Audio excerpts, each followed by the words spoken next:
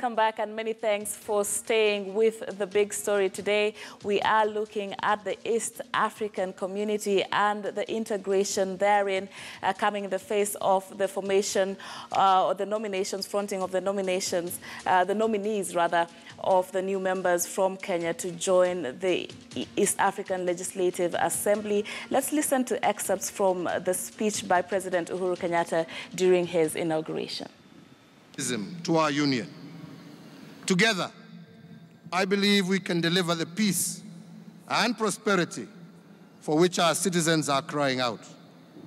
Divided, we will struggle to realize the full potential of our people.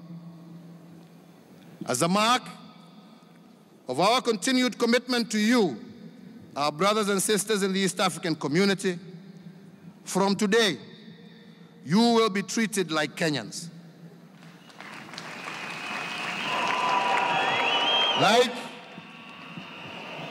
Like your Kenyan brothers and sisters, you will only need your identity card. You can now work, do business, own property, farm, and if you wish and find a willing partner, you can marry and settle in Kenya. And fraternity. Today, I am directing that any African wishing to visit Kenya will be eligible to receive a visa at the port of entry.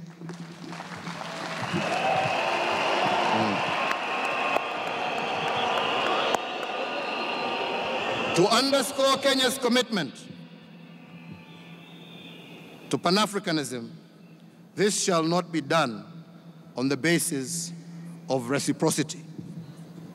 Indeed, very friendly gestures there that were extended by the president during his inauguration speech, commitment to the East African community and indeed to the entire of the continent, especially to do with free movement. And Mr. Ochodo, just to get your thoughts from the diaspora, what has been the reaction to this latest developments? I guess allow me to compliment the president for this bold move. To be honest, there's divided opinion within even members of the Kenya Diaspora Alliance on this matter as yet. But talking from a personal perspective, I think this was a welcome move. I am not too sure that Rwanda has gone this far, but I'm certainly aware that for Ethiopia, any African, really, a citizen of an African country, can go in and get a visa at the airport. I think this is commendable. This is what leadership is about. I remember a few years ago when there was almost a standoff between Tanzania and Kenya about work permits, about visas. Rwanda president, my former boss, did just say, let East African come. I think that was really, it was a radical move and transformational, and I'm glad thereafter other East African countries followed. So I think I would say it's commendable. We must realize that we are part of a larger community of nations. Of course, my only hope is that the government did look into the various, what are the implications before making this bold move, which I welcome personally. What does it have as implications for the security sector, for the finances, for the labor market? We are glad that at the UN level, for the first time, the SDGs, the Sustainable Development Goals, have recognized the issue of migration and diaspora and put it in high focus. The only disappointment I have is that I didn't hear the president mention the word diaspora in his speech at all. So one would say we are concerned about what we may call aliens coming into Kenya, but not concerned about our own people going into other countries. But I'm hoping that the goodwill that the Kenya government has extended will be reciprocated, not only in East Africa, but in the rest of Africa. So in principle, I welcome this move. All right, and Mr. Gashi, let's talk about the strength of the relations among the East African communities, rather the East African countries. We have seen a lot of squabbles in the past, and some pessimists are really reading a pattern which they are likening to what we saw in 1977 that led to the collapse of the East African community. What do you think about this? What is the future, do you think, of the East African community? Thank you.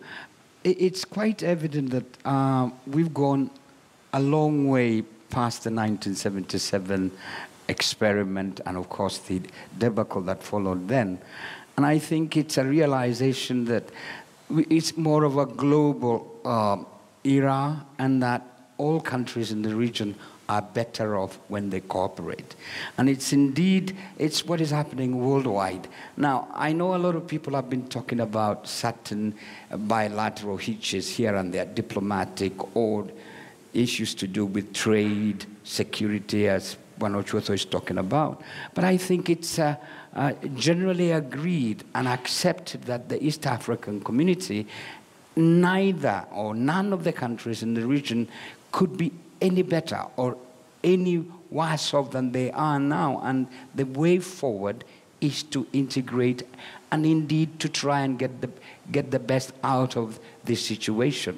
Remember, the East African community is a market of close to 200 million plus, and it's one of the fastest growing regional blocks. I think in terms of economic integration, freedom of movement, and even academic exchanges, I think the East African community is far, far ahead of a lot of other regional blocks.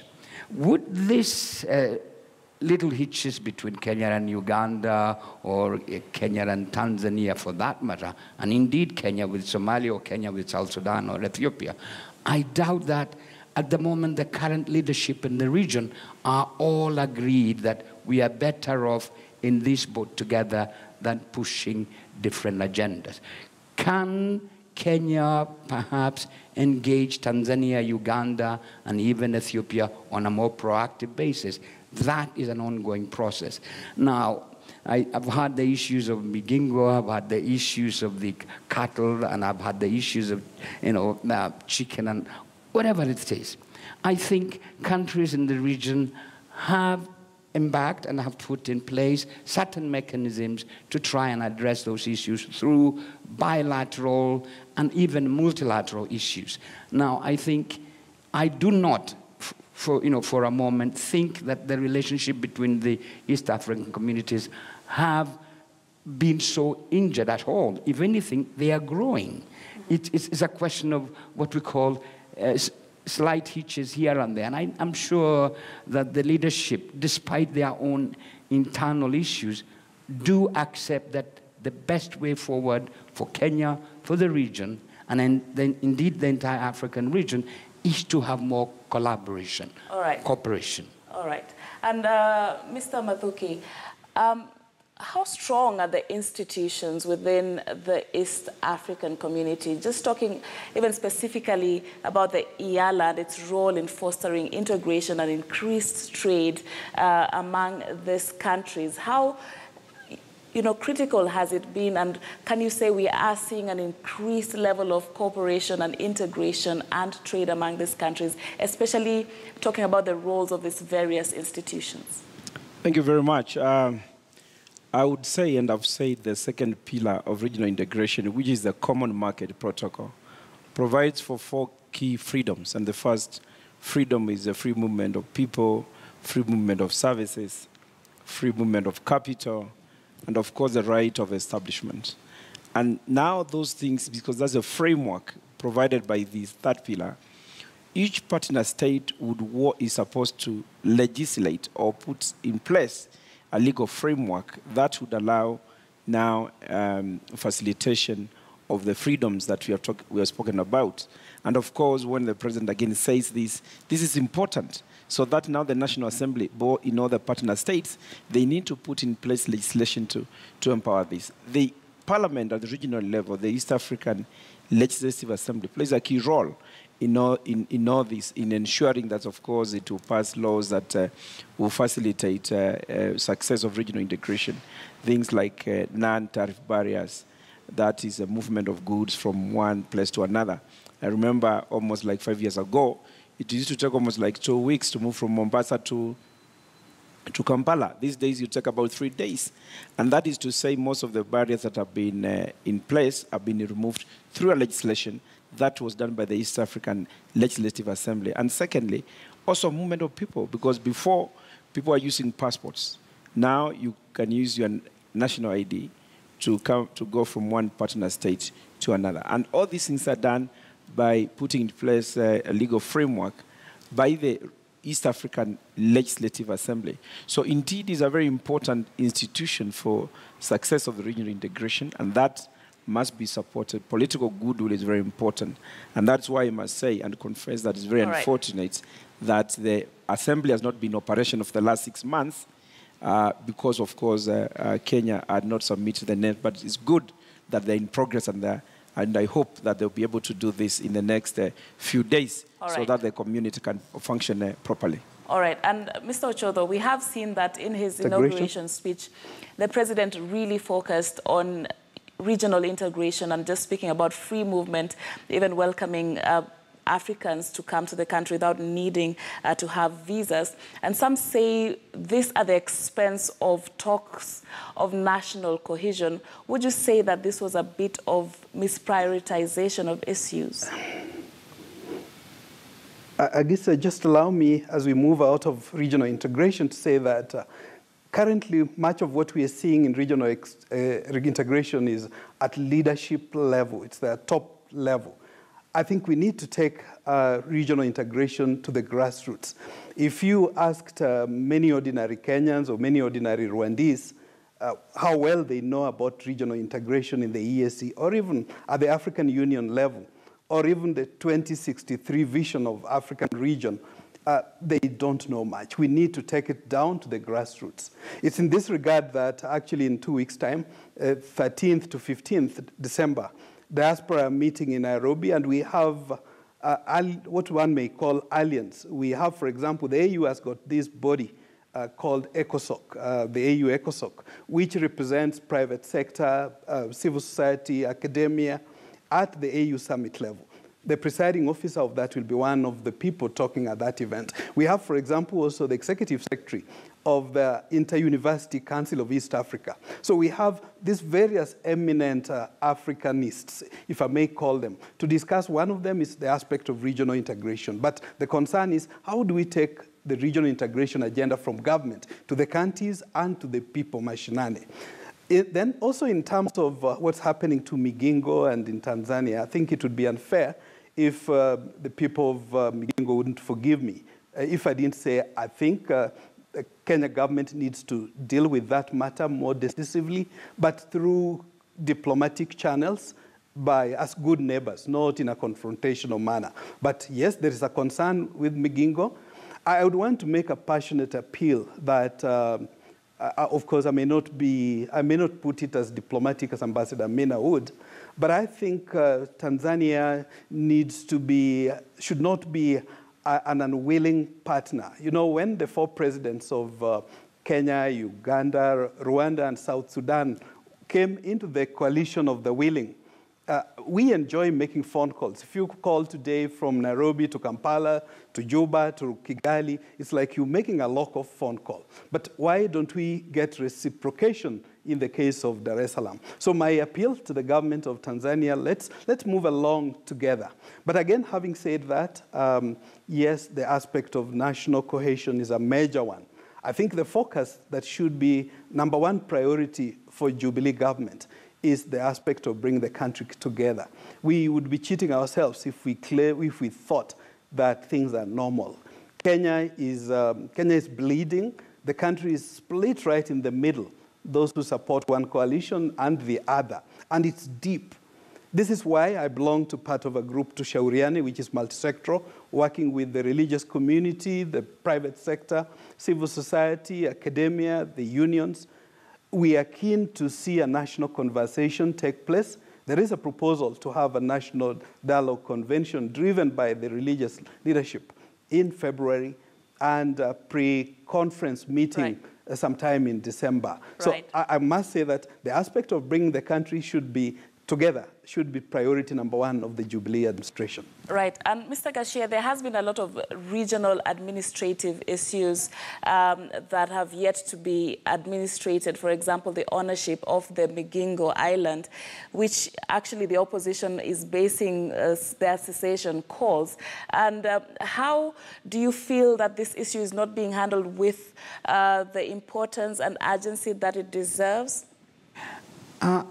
I would say that perhaps my understanding is that Kenya and Uganda have been having fairly intensive discussions bilaterally on how to resolve the Migingo issue. And as perhaps as a mark of how to handle this, I do understand that there was a committee, a committee of both Kenya and Uganda how to address the issues of Migingo. And I would perhaps believe that there is still some movement. But remember, Migingo also has a public profile, is also intermeshed with the local political issues here, and perhaps diplomacy, as it is, conduct of diplomacy, must at times be divorced from local political issues. Now, Migingo is a very emotive issue, but I would like to imagine that it is not the only issue that Kenya has with the boundary issue. We have the Ilemi Triangle with Kenya and South Sudan. We have an issue with Ethiopia. We have an issue with Somalia. We have an issue with Tanzania. And there are within, set diplomatic channels and structures how to address this. I haven't heard, perhaps, as it were, that Kenya and Uganda are deadlocked on Migingo. I haven't heard that. But Migingo seems to have a more higher profile than perhaps the Ilemi Triangle because of local political issues. And I would want to imagine that you needed to divulge this and look at each case on its own merit. Having said that, is there a need for Kenya and Uganda, and indeed Tanzania, and all the neighbors to address their boundaries and other related bilateral issues through diplomacy? Yes, and that is the entirety of having the East African community. And I think we needed to allow diplomacy to work. Perhaps there is need to have public diplomacy, and perhaps there is need to have public participation and information. But still, that does not preclude the conduct of diplomacy through the right channels. Right. And we're just about done with the time we have for the show tonight, but I want to get final comments from you, Mathuki and Ochodo, the way forward with regard to the relations among the East African states and the role of the EALA, even as Kenya fronts its nominees, its members rather, to the Legislative Assembly. Which way forward, Mathuki? Yeah, I think it is important. It's a duty for this country, like any other partner state, to elect members to that regional assembly, because other countries in the East African community elected their members in May, and Kenya, up to date, this is November, we have not elected. So it's important that the National Assembly and the Senate, of course, do very fast to elect members to go to that assembly, so that Kenya does not hold the rest of the community into ransom. Remember, there is important things in place, like the budget of the community has not been done because the assembly has not been sitting. So this is very important, it's very urgent. Secondly, the issue of talking between the partner states, the goodwill is important, because again, the partner states have issues with others. And of course, Migingo is a time bomb, according to me. We need to sort out this. Thank you, sir. Shem, your final comments tonight. I think it's unfortunate that Kenya Parliament took so long to nominate, to elect our nominees to the EALA. I think it's vital that that process is sooner rather than later completed. I think the conversations that are going are important. I personally don't quite agree that we need to have a standalone ministry for the EAC. I think the requirement is that as long as that noted as a portfolio that somebody takes care of, that's fine. In fact, if I was to create an extra ministry, I would do so for diaspora. After all, they're our highest foreign exchange earner at $2 billion per year, to which we have already made a recommendation if we work together with government at the two levels, devolved and national, we could double in the next 5 years. So that's the direction I would want to go. But otherwise, what's already happening is commendable, and we need just to deepen it. Thank you. Thank you very much. Peter Mathuki, who's an outgoing member of the parliament in the East African Legislative Assembly. Shem Ochodho is the chairman of the Kenya Diaspora Alliance, and John Gashie, who's a regional affairs expert. Many thanks, gentlemen, for joining me on The Big Story tonight. And thank you all viewers for your comments, which I see are still streaming in on social media. I'll just read one tweet by Adere Kavins, who says that one conflict is a tool of diplomacy, and that Tanzania's auction of Kenyan cattle, fish, and banning of chicks speaks of commitment to uphold the rule of law. Kenyans cannot export their bad domestic behaviors to other countries. And thank you all for all your comments, and indeed for watching tonight. That's where we wrap it up for The Big Story tonight. My name is Sharon Omanyi. Have a good one.